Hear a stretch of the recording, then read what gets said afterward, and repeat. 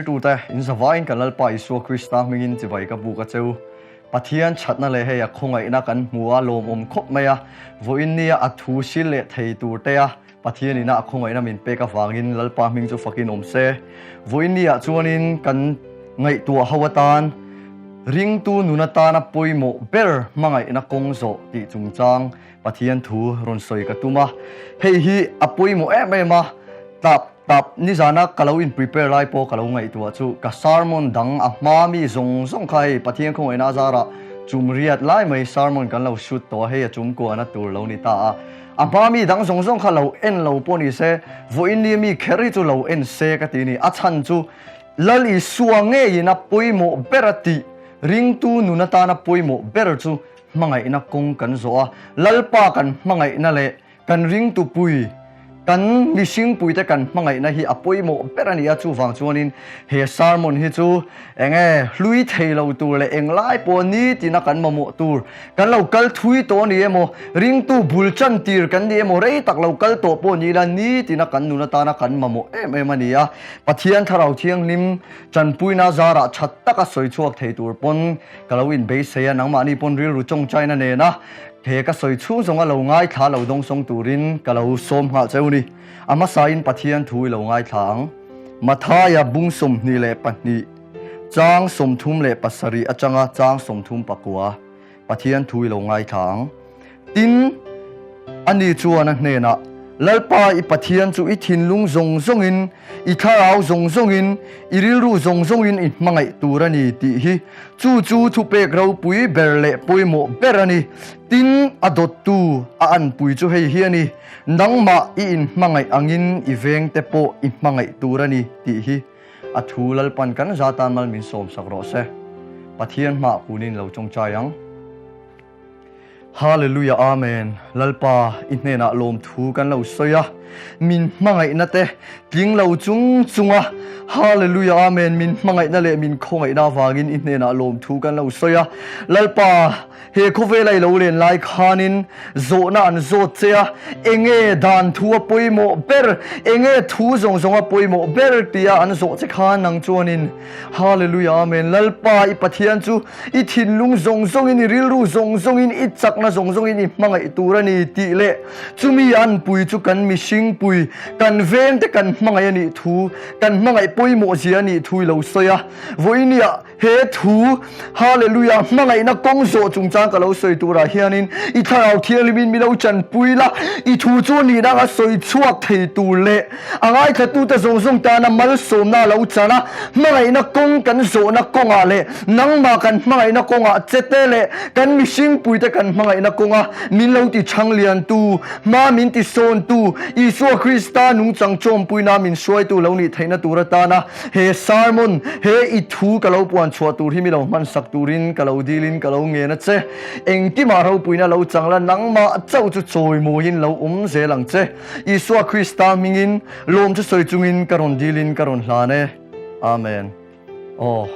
tuna Bible chang karon chiar pa ka khanin Isu kha Pharisai zinga pakhat khanin enge dan thu zong a poimo berti zona ron na ya khata khanina lo chan chu lalpa pathian mangai poimo ziale adot tu po kharon zo chuan ni kha Pharisai pa khan ma se ni chuanin khami poimo bertuk chia atluk pui chu midang kan mangai na kan mishing pui kan veng kan long bol pui te kan mangai poimo je kha Isu khana ron soi zom sata Isu ngai poimo ber chu kan lo ngai poimo ve hi chula lalpa ngai poimo zo hi ngai poimo ila mo thil pathian tu apoen buai pui tu tam takhi omani hei thil sang zirtir na sang mak tak te poron chu ka ma se lali suan ngai poimo lali suan poimo ti chanchin chasil te mangai na kong zo te amane na len tun te ngai poimo ila chu he khovela kan dam chui chu alo tok ber em ani ti kha ma sain ka lo soi duwa voini a hianin hei karon in buat sai dana po hianin mangai na kong zo chungchang hi chu apoimo ema wang hianin ma ni a hetia chumdang ata chuanin sermon thei to bin kalo in buat saya zana ta tikha thei to bin kan chua china ma se tun chuma ve thung ero hi chuanin spontaneous te wen hei aron chuak pop tur khanin kalau be se ya thalau thil min chan puina zara chuanin nei thil tam tak outline tur te po kalau zia ka chen kha chu kalau chia ranga kha tiang khanin o pathian khowai na zara uluk takai lo ngai thani chuan thalau thiang him chan puina in voi nia hianin lok taka he huni kan man thei ka be se ni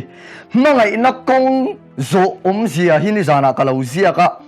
hetia ron soi me a chuan toite nia alo fia zo bokin ka sia a definition a soi fia nai ka lo chia ranga ti chuanin karon soi chun zum do nia mangai na poimo mangai na kong zo poimo zia vo inia ring tu nuna poimo ber mangai na kong zo chung changa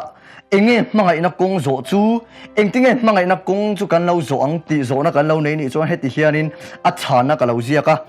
kan rong bol pui te ni emo kan chen pui te ni emo kan chian te ni emo kan kop pui te ni emo kan nuna kan lo nai tak chin te pon ni emo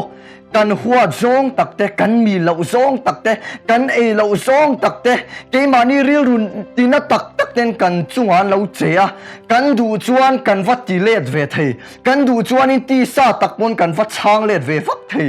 kan du chuan in mi mem ti ang mai khanin kan va thung ru let ve thei ni ma se pathiani na mangai na kong zo tur min ti wang so ka ke mani a chuan in va ti let ve cha na te va be let ve cha na te phu ba va lak let ve chang na te po lo om chin ma se pathian thu kan zom du na wang so ka pathian chan pui na kan va ti let du lo na mo chat lo teng kan chuan on ti ma se ke ni chuan do thei taka kan lo ti thei na te kan lo chan le du lo na te kha mangai na kong zo zia chu a ol sam thei ang perin karon soi fia dua ma se khata ha kan sia tu chu mo mi vati let lo tur an kan chuwa chalo takin non ti po ni se kan ti let ve lo wang kan ti mai pia la ma khan kan du an du tuin kan chuan on che tur ti na chu ni chuang lo ni mo mi kan ril ru ro an ron hliam tur te kan ril ru musi taka mi ron ti reng taka chu kan lo phal bik lo wang ma se ti sa taka va chan let ve lo ti sa taka enge va ti let ve lo va be let ve lo kha hemi mangai na kong zo ti na a ko tum ber chu ni a chan chu a poimo hei ring tu nu na poimo ber isuana tini ak tenge pon apoi mo ber ka tini achan chu engtinge pathian tu ino nakina po karon siaranga mangai na kong zoi kan ngai poi mo lo chon eng anga raw eng anga pathian tu soi thiam eng anga rong bol tu po ni la mangai na kong kan so le chuan lo chuan eng ma kan rong bol na le kan thil ti hianin zia nei don lo ni chu wang chuan apoi mo em ani hei en ti na pakhat ron pe ka du chu soi poi lo tu ra ka ngaya tu na chu in chian thatak kan ni to boka Evangelical Union khanin Saban College kalu china rong bolin the to bin kan chu ve thina EU shuai tu ata tikhan kan han chau ve ni chuanin zir lai sang ni chuang khan oma Saban College kan lu lai khanin khata khanin ni tin hian in kho mi kan mang hau china mi za changa zan ni in ka ri rong kal china mi khatianga tamarun kal na na ka chu e lo tu kha kan lo tong ve ta ni I suang e po he khovela ronga bol lo lai khan e lo tu soi sel tu to ka chu wa chuan azui tu ta chuan in mo soi sel na te ni mo e lo na po kan lo tok ve ni chuan a om ve re I suwa zui tu kan ni sia chin chen na pakhat ni ka sia chuan in khata khanin chu I wa kan rong bol na chuan in mi pakhat moron kal thar hian min mi hi e lol lo apoi ka soi voi khat mai ka se si lo ma se ka thu soi dan te mo entina khati hun lai ka chuan tu na chuan in thu soya mi zo chong man te ka ngai poi mo e ma chan chu kan nam chong ani kan ngai hlu tu ne ma se khati hun lai khanin hei ka thu soya sap chong lo ze tel zak ta ka nei chini kha ta ka an e lo khopa sharing ka ne ya thei to bin pathian tu ka va puang ve ani kha mi kha aron ding chu ve sharing ron ne ya ke ma min ti chan de chianin mo ke ma min ti chan ti sia ta yan thilaron share china WhatsApp status ka kanin mu thei ve vek sia ta khana WhatsApp status ta hian entina pathian chen chil na ti soina ni pathian presence si kan ti mai china a ol ei khati hun lai khan mo pathian presence a nom je hi ti ta ka WhatsApp pa kan lo mang tai la kan han mang so che a WhatsApp status su pathian chen chil na ti ve thei renga pathian presence mo avan boring lo ti tai la a WhatsApp status a anin ti ve thei renga boring mo hey min e lo na li kanin ni ting khana ta ni chu angai nai ka se lo lu tu ka thin khana tuar ta lo ni chu ta khanin hua chap status va reply a vati ngek taka ka tunga kanin mu chang te yanin mo han mu lo dervel te ka cha kani chu ma se khata kalau ti le du mi lo na te mo a chang pe chu mo mi na status ti chan deu mi ron ti te yan han tai kat tai se ma mo ti le da du ka se fe ro pui mai se ma se kat tai be ka va sen don ta kianin kalau ti li viarin kha ka mangai na kong ani em mo khatia ka va chan le ti sa ta ka va ti le ve ka mangai na kong ani em ti mi lo sia ti chin ni chu chuan chu mangai na kong zo ka thanga kanin mu ta yani ne te ai no pang zok si khan min ai min tham lo mi nam nul te khana om ma se ke chuanin har sa ka ti va ti le ta va be le ve ngeng ka cha ka ni chu ma se khata khanin hallelujah amen kanin mu te khan be ma satua ka changzo ka mo status ka ti garon ti pon ama ka hai de status ka endu to lo eng ma ti sa zo khan ka be le lo eng tinge bible chu na soi sual chu sual ani anga thung ru tur kan ni lo chat na in sual chu kan ngam zok tur ni atro chu wa zo ka chunga sual pau le han a chunga khan har sa ti chung chu ka chat ka chua lu ya cha chu na har sa vel tu ma se pathian tharau theli min mi lo puya nakina eng ting e mangai na kong kan zo thei dan tu ti po ka ron soinga ti ka zoi so in ka di ka chu lo cha tu na phe chuanin chian chat tak pathian khong na za ra kan ni le pha chu mangai na kong khata kha lo chang le ve la lo ti ve nge kila tun thleng yang kanin kar kha chat pha lo ma se pathian thu ang zo ka mangai na kong kan lo zo na zo khanin hallelujah lal pa yan ne na hi mi lo pe china kan ni tin nu na kanin chung khura ni emo kan rong bol na ni mo eng ki ma hianin mangai na kong zo nga hi aron thleng se do ti kan sia da poi mo en ti na kan chen pui te chang te ni emo kanin chuwa kanin sual hianin man ruwa hi til sang sang aron manga sual kong ka lo hong pakhat lo kal tang khanin mo an chak deuh na te ni emo phun chak na te ni mo tiang te kharon theng chi rang ma se khata lalpa wa zo ka kan lo ti du lo na a chan chu e ai ti hian an ti chi ra ani chu a chong du ve a ang buan a ma se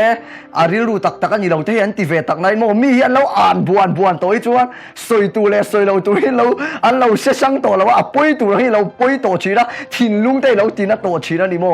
hei ka ngai poi mo em chu tia in vak ai ta in soi sak vak ai po lo na sok chu chong kama lo in ti khum lo in an khum te chong kama lo in soi sel mo kan chong ka mang yan in mi hin na sat tak yan kan lo hliam thei ni ti kan sia da poi mo ring tu kan ni chuan in mangai na kong zo hi a bera kan nu na kan ngai tu kan concern ma sa ber ani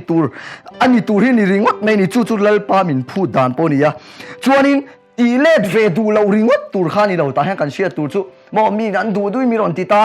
missing theina lo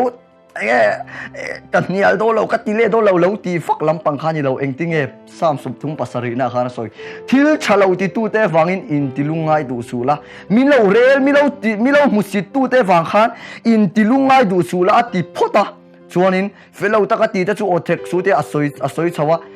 khami te khamo kanin tilungai do lo sakria ni lo engting e chang ni na chang thum na chuan soi lalpa churing la thil cha ti ro herama hian omla rin omna zel ro lalpa chunga chuan lom bok ro ti chuan ni thinlung du zong ta chu peng cha chu ta chunga khatia dik lo ta kanun ti khan ti sa tak song ka wat ti le ve vak thei ma se thil chalo ti tu te wang khan ka in ti buai tir pha lawa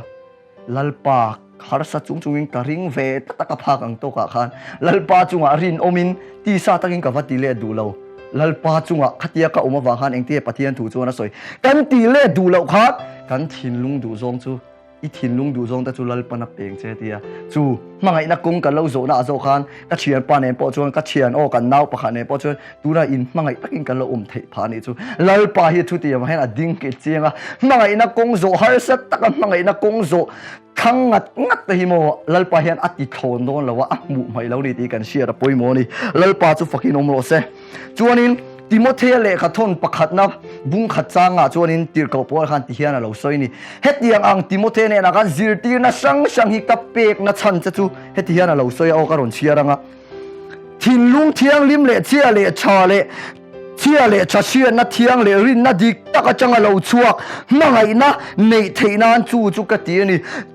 tir ko por khan Timothea khatiang ang thil zong azuk sil na chan chu thinlung thiang hi ma changa chuak mangai na lo nei theina ni a gol ber a tum ber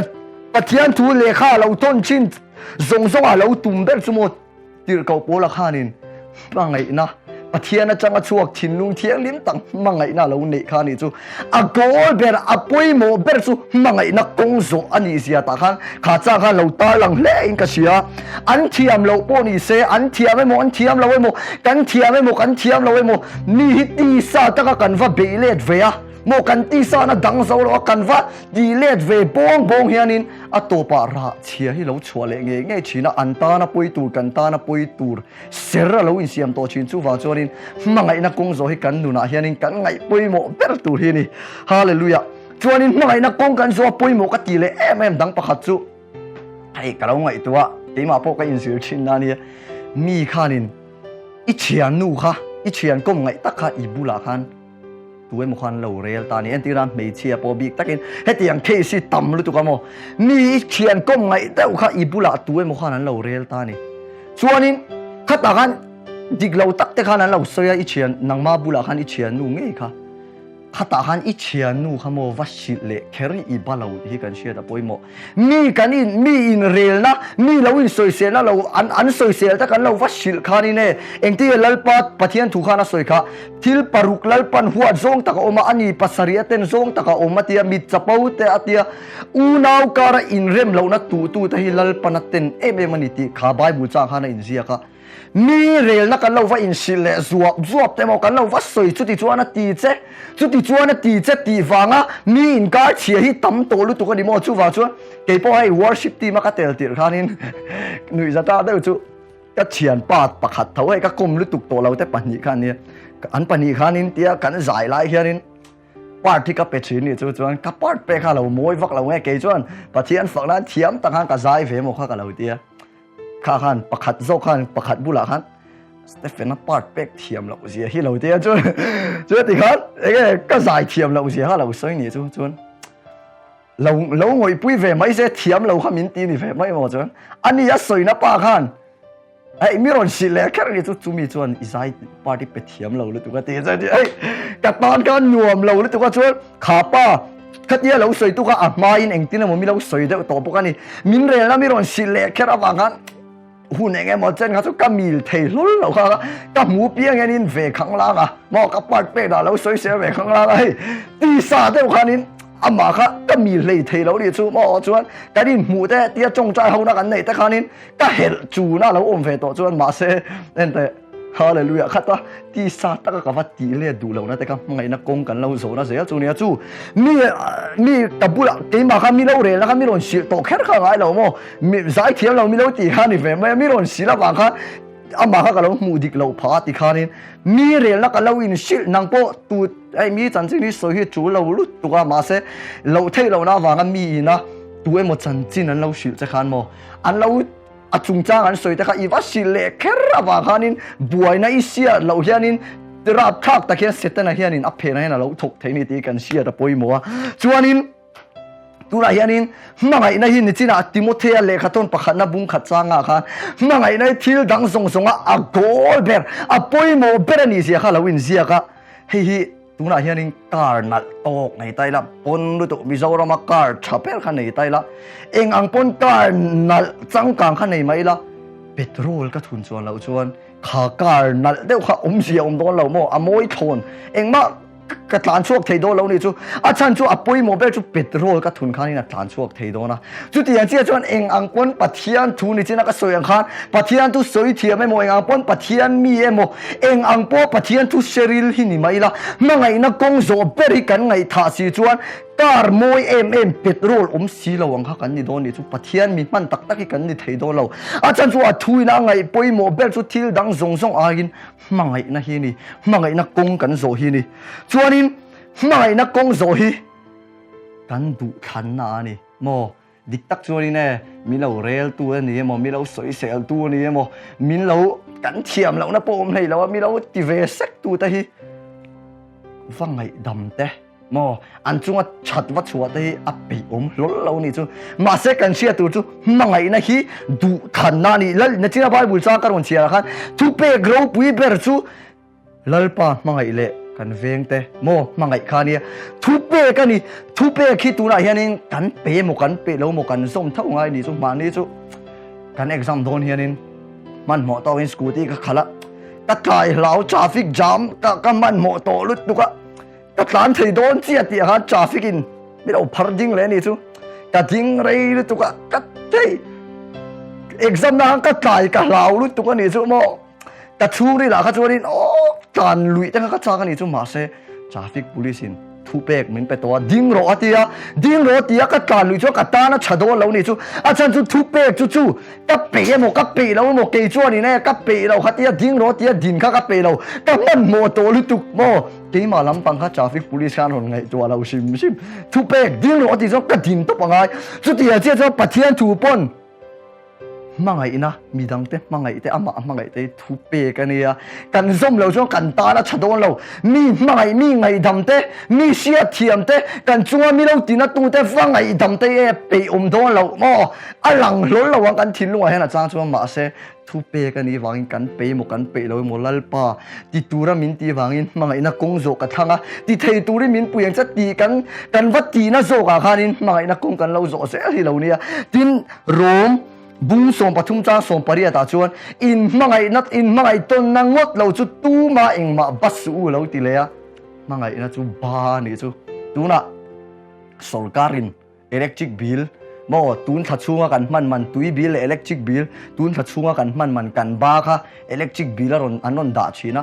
electric bill ron da hian kan electric bill ron thleng le ta tia phur de wala dong song hian ka ring ngai lo tro ke mi pe chu electric bill ron thena piang in chu sarkar ina kan ba khami thachunga kan current man anon pe ka piang hian kan nu hian na ena current in mang na salu tuk ma apu electric bill ron theni chu poi thei le to kai kan nu he alo phun pha le chi ra a chu electric bill current kan on na salu tuk wa kha electric bill ka rom kal tam chi ra kan ba aron then kha kan lo phur lo thei to pe lo chungin thui tak in tlar nga in electric bill kan ba kan han pe ka ngai china chu tiang che chu mangai na po ba tia mangai na chu kan ba ni chuanin kan phur mo kan phu lo mo kan pe lo mo mangai na kong hi kan zo thau ngai a chan chu kan ba chu kan pe lo mo kan rul thau ngai ang hian mi ngai dam te hi mo hallelujah ke mani lama lo lang lo ma se pathian thu wanga kan ti na zo ka khanin ara chai kan nuna kan sing se to ni ti kha kan sia da poimo engting e mai na kong chu kan zo thayang ti chung cha ka ron soinga hei hi ate mi na thui de ule ka ma se a top na tur lo ni to don mai nga Korin thon khat bung som pathuma hianin mangai na chungchang kan soya aronin zia ka heta hian moi ka ti em chu korin thon khat bung som pakhat bung som pani bung som pathum chawa hian tharau thil pek chungchang ron soini kan sia da ta na poimo em chu tharau thil pek pakwa aya poimo zok chu korin thon khat bung som pani chang ruka khan tharau thil pek chu sia na thu te fin na thu te thil mak ti theina te ti dam theina te tharau sia san theina te chong sia lo chong theina te chong sia lo sil fian te chikwa ron soini chu khang tharau thil pek chikwa aya poimo zok chu tharau ra chikwa te hi ni engting e galatia bunga chang som ni pahnia soi tharau rai ro chu mangai na te lim na te rem na te do theina te insum theina te ngil nei na te chat na te chu nuai rol na te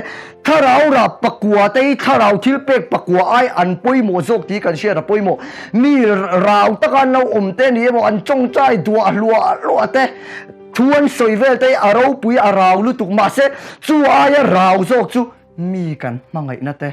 mo mi kan wangai dam theina te tharau ra ke mani ron lang chua kha arau zok ti kan sia da poimo orin thon kat bung som pathuma chuan mi sing chong te van ti ko chong te in thu soi mai la mangai na ka nei si lo chuan dari mai emo be darben thekri mai emo kaloni anga ti chuan te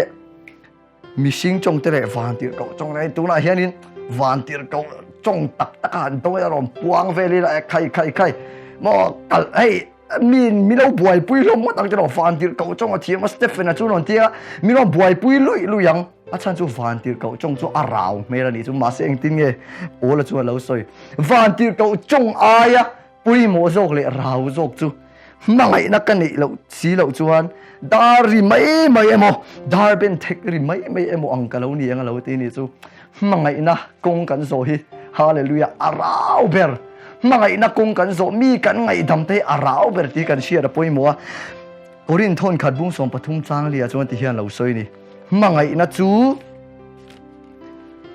na chu ado theya ati mo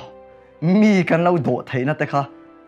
alo rau zok ti na lo ni chu he ta mi chong sia lo anon chong vak o chong sia lo chong khap aro pui lu tuk achalu tuk ma se chong sia lo anon chong vak aya lo rau zok chu kan lo do theina te hi lo ni ni chu ta hian poimo khati em chu hei ka u hian in entir na chat tak asoi alo soi china ante lai khanin an mis pakhathi pathian chi lu tuk hi omani chu ta su maron aron lu piang khanin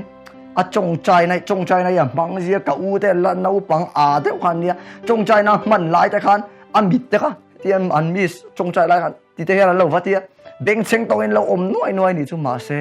chong chai na man chunga an lo beng chena wang khan a hau ngai mi lo a chat tokin mangai na nen kha an thil ti chat lo zia kha asila vuak po vongai lo hei mangai na nen khan azil hau zo kha o mangai na nen khanin chu an mi suanin a enkol zela khatian lawin hlei pon thu chat tak asila mangai na nen do thei takhan ati ti ante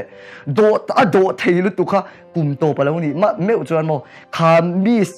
ta su baro lu vele khan tu ma mis khan beng cheng su ti ngai lo an ngoi chapa atu soya piam kha an ngai khat chapa eng wange kan ti chuan do theina eng tingai pathian tuina soi kha siat na zongin mi awan tir china mangai na ro chuan mi a siam chachin pathian tu ka lo siat emo ka lo ti vak ai chuan mangai na kong kan zo hian mi lo siam cha chu ka u te mi sport do thei ta ka lo ti na zo khanin mi lo siam cha ni chu ke ni po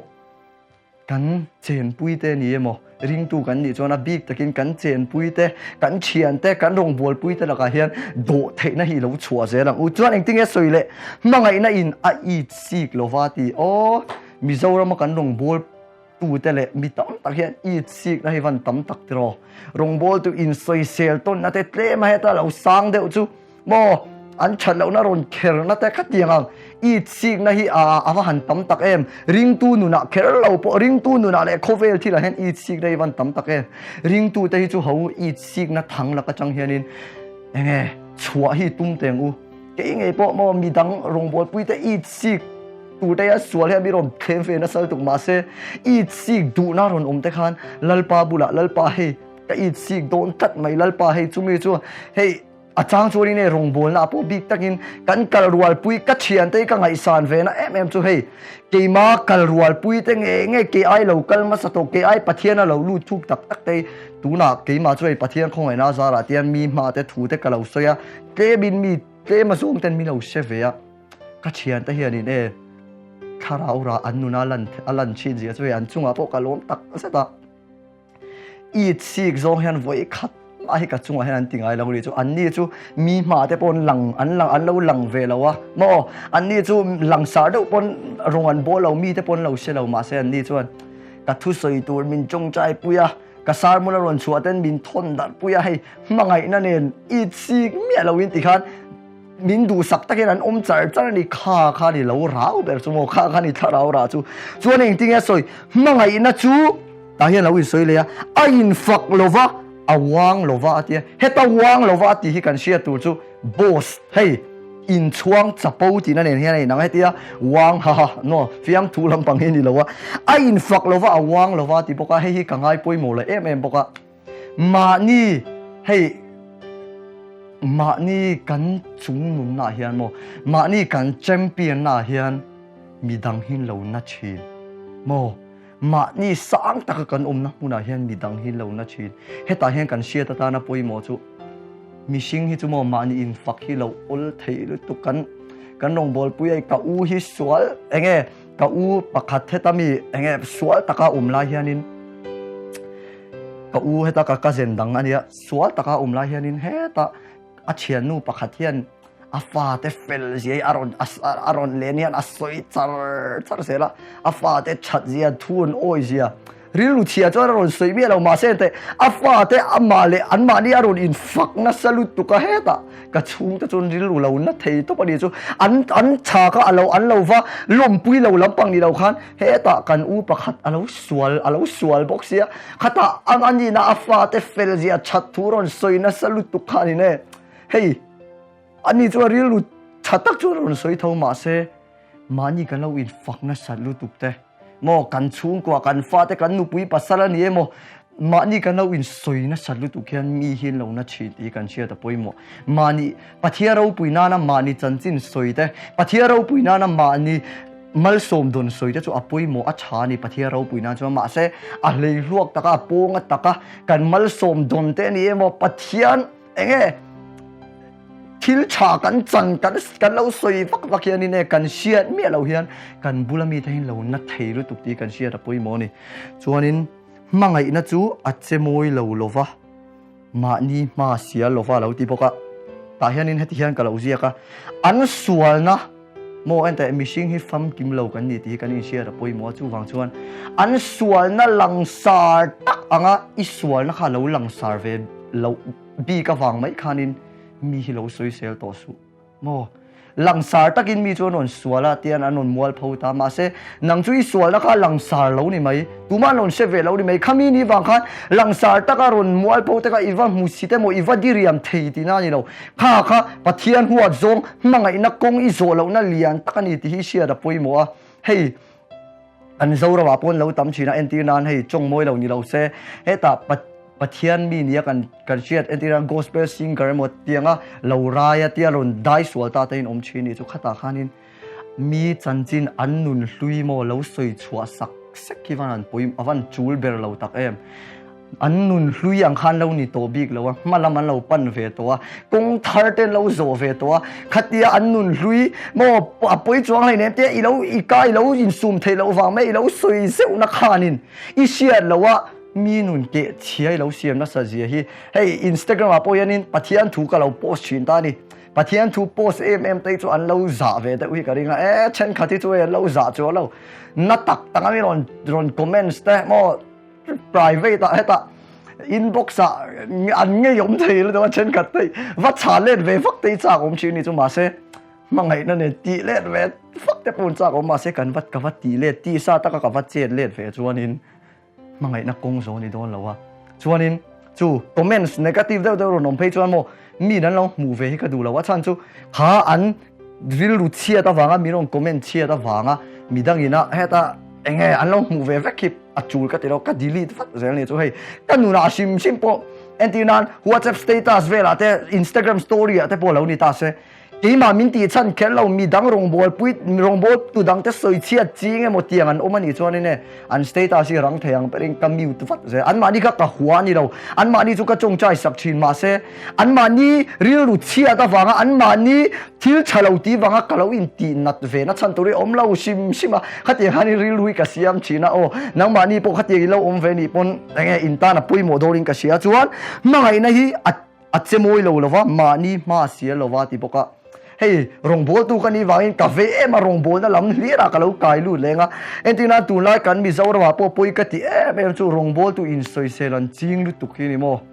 hey media rong bol tu soi chan ti sia tak da ro din soi anon in kher vak anon in soi chan vak hetiang hi mangai na kong zo na ni lo tir ko pola ka ngai sar em na chu Philippi bung khata khani ne Krista thu chu chen khat chuan ma ni hlok nan te ma ni chang ma yin an lo soi po ni ma se pathian thun soi sim ma Krista thun soi sim ma chu wang chung ka lo ma ni ti ni chu ke ni ve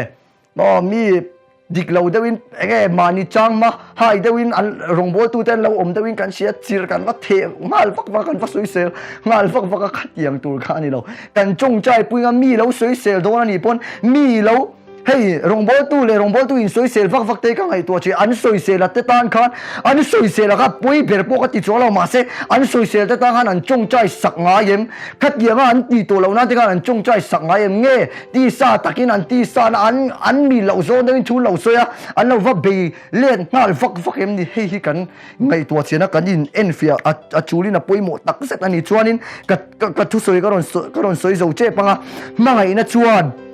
phil lo na lom lo wat thu tak ero chu lom pui chi ti toite ka lo soi le du chu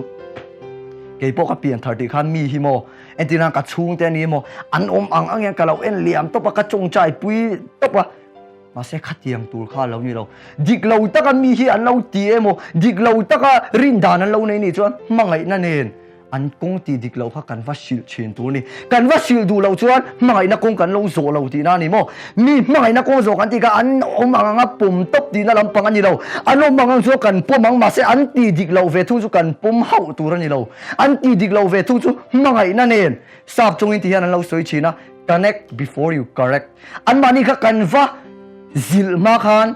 in zom na kan siam pui ma sa tur ni chu mangai na kong zo dan ne chuan ai atop na mangai na chuan eng kim ma ringa eng kim a be se eng kim a tuar chuak chin ke po ka u nau te la ka te ni mo chang chuarin mo kan hei kanau mi pa pathian ngai sak lu tuk lo hi oma a chang chuan hei be don vel mai te ka chak chin ni chu ma se ente mi la ka lo be don ve ringo te ani chu chave tak tak thelo ka lo ti ve ringo te mo mangai na kong kan lo zo lo ti na ni chu wa chuan mi ala cha thei ni lalpa wangin ala ka yan be se na kala nei ni thei top ka chuan no ka chong chai pui no kan wat ti na zo ki mangai na kong kan lo zo na chu lo ni voini a hianin mangai na kong kan zo lo chuan thil eng po thil sang lo ti mai la kan flop le don eng ma kan thil kan lo ti ve vak hian zia nei don lo chu wa chuan mangai na kong zo hi lo wa rang u i do thei ze lang u mi te i sik lo ze lang u i che moi lo ze lang u mo mani in vak te i lo sim deuh te ang u mani masial te lo thin ul te o hei sual lama ngai tua lo va ti te chuan fel lo na lom lo wa thu tak ero chu lom pui chin hemi hi pathian chan pui na ring eng te galatia bunga khan lo soi kha kharawa omro uti chuan ti sa chak na chu in zom don lo nia eng ting em mi chu ka mangai ka du lom mangai na kong chu zo ka du lom i sik lo do thei ta ka ti ta chu ka du lom eng ting e ka ti theng i lo ti ni chuan kharaw ra inu nai nei thei na tur atan chuan kharaw thialim nen in zom na lo ngai poi mola kharawa omro uti kharawa kan chuan lalpa ne na ni tina bible chia le chong chai kan ngai poi mo khanin automatic in mo chop le chin ke mania mangai na kharun ra chuanga pathian changa mangai na chuak khan midang te kan lo mangai thei do ni mangai na kong kan zo thei dan tu chu eng dang ni loin lalpa ke bula kan oma lalpa ne na len dun na kan ngai poi mo poka chang khani o khatiang zo ka lo soi thei ni se lalpa na thu kan za ta mal min som sak ro se amen.